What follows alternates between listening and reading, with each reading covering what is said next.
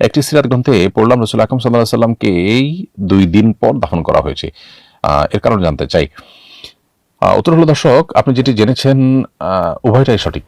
অর্থাৎ পরের যেটা তথ্য দিয়েছেন যে নবী করিম সাল্লাল্লাহু আলাইহি ওয়াসাল্লামের মৃত্যুর সাথে সাথে দাফন হয়নি, বরং তার দাফন বেশ খানিকটা দেরি করেই হয়েছে, এটা যেমন সত্য।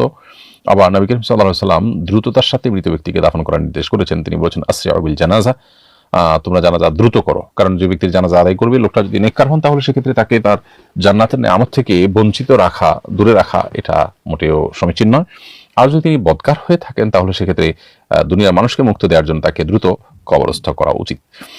তো এই বিষয়টা থেকে পরিষ্কারভাবে বোঝা যায় যে মৃত ব্যক্তিকে দ্রুত কাফন দাফনের ব্যবস্থা করা উচিত, দ্রুত জানাজা পড়া উচিত।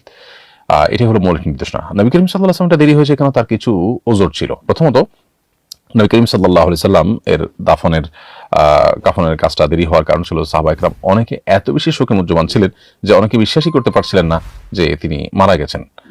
পুরো পরিস্থিতিকে স্বাভাবিক করতে সময় লেগে গিয়েছিল, এটা একটা ওজর।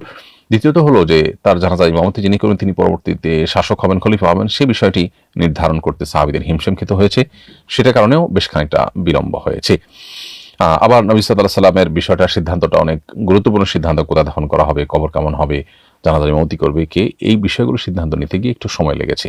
সাধারণত প্রত্যেকটা মানুষের মৃত্যুতে এই ধরনের ইস্যু থাকে না, যার কারণে কমন নির্দেশনা সেটাই, যেটা আমাদের সবাইকে মেনে চলতে হবে। আর নবী করিম সাল্লাল্লাহু আলাইহি ওয়াসাল্লামের যেটা দেরি হয়েছে সেটা বেশ কিছু ওজর, বেশ কিছু কারণে দেরি হয়েছে। মূলত মহিলারা সাধারণত বাসায় নামাজ পড়েন, তারা তাহিয়াতুল মসজিদ নামাজ কিভাবে পড়বেন? বাসার নামাজের স্থানে পড়লে কি আদায় হবে? তাহিয়াতুল মসজিদ মানে হলো মসজিদের সমার্থে যে নামাজ পড়া হয়, এটি মসজিদেই শুধু আদায়যোগ্য, বাসা এটা মসজিদ নয়। অতএব সেখানে তাহিয়াতুল মসজিদ আদায় করলে আদায় হবে না। তাহিয়াতুল ওযু বাসায় আদায় করতে পারেন। এখন প্রশ্ন হলো, তাহলে মহিলারা কিভাবে আদায় করবেন? উত্তর হলো, নামাজ মহিলাদের জন্য প্রযোজ্যই না। যার মসজিদে যাওয়া নির্দেশিত না, তার জন্য মসজিদে আপনার নামাজ পড়া, মসজিদে তাহিয়াতুল ওযু পড়া এটা নির্দেশনা তার জন্য প্রযোজ্য নয়।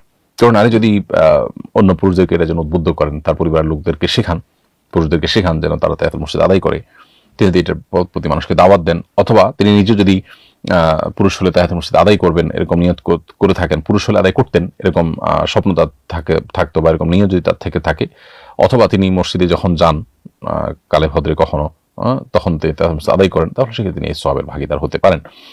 আর নবী করিম সাল্লাল্লাহু আলাইহি ওয়াসাল্লাম সে হাদিস তো রয়েছেই, মেয়েরা বাসায় নামাজ পড়ার কারণে পুরুষরা মসজিদে গিয়ে নামাজ পড়ে যে সওয়াব পাচ্ছেন, এটা তাদের জন্য আরো বেশি সওয়াবের কারণ হবে, আল্লাহ তাআলা তাদেরকে সওয়াব দিয়ে দিবেন। কিন্তু তাহিয়াতুল মসজিদের নামাজ তাদের জন্য প্রযোজ্যই না যদি তাদের মসজিদে যাওয়ার নির্দেশ না থাকে।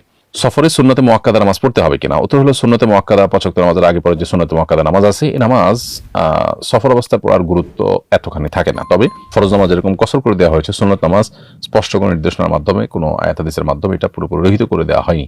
আর উলামায়ে কেরাম বা হাম্বলী মাযহাবের উলামায়ে কেরাম তাদের মতে এই সুন্নত নামাজ সফরে প্রযোজ্য হয় না, কারণ সেখানে কসরই যেখানে করে দেওয়া হয়েছে সেখানে সুন্নত নামাজ আর প্রযোজ্য কিভাবে হবে? যদিও উলামায়ে হানাফের মত হলো যে যেহেতু কোনো নসে, কোনো হাদিসে, কোনো ভাষ্যে সুন্নত নামাজগুলো রহিত হওয়ার কথা কোনো উল্লেখ হয়নি, অতএব বড়জোর এটুকু হতে পারে যে সফর অবস্থায় এগুলোর ইম্পর্টেন্সই নিজ ঠিকানা থাকলে যতটা থাকে ততটা না, সফরেও যদি সুযোগ থাকে, সময় থাকে, বরং পড়া উচিত।